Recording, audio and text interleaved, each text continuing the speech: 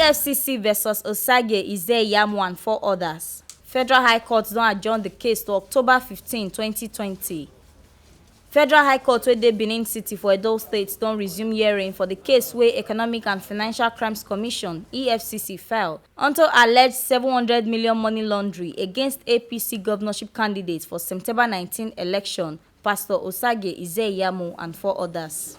On top the resumption of the hearing, the counsel to EFCC, Ahmed Aroga, appealed to court make them agree for more time to respond to the objection motion wey the counsel raised to the 5 defendants whether the court get jurisdiction to hear the matter.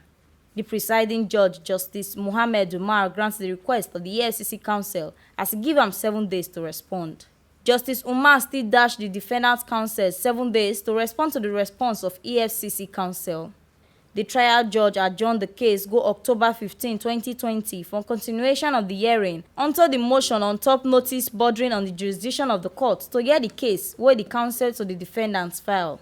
APC governorship candidate for September 19 election, Ize-Iyamu, na the first defendant wey dey present for court, plus other defendants wey dey the suit. Former Edo State People's Democratic Party chairman Dan Obi, present state chairman of the party Tony Azegbemi, former deputy governor of Edo State Lucky Imasue, and Efe Erimogai Anthony, na all of them 9 dey present for court.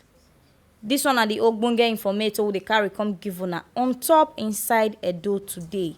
Unto say Federal High Court don adjourn the case wey dey between EFCC versus Ize-Iyamu and 4 others go October 15, 2020. Make una sabi say na TMC TV na im dey carry this ogbonge informate come give una, and my name na Edogogo Edoleyi.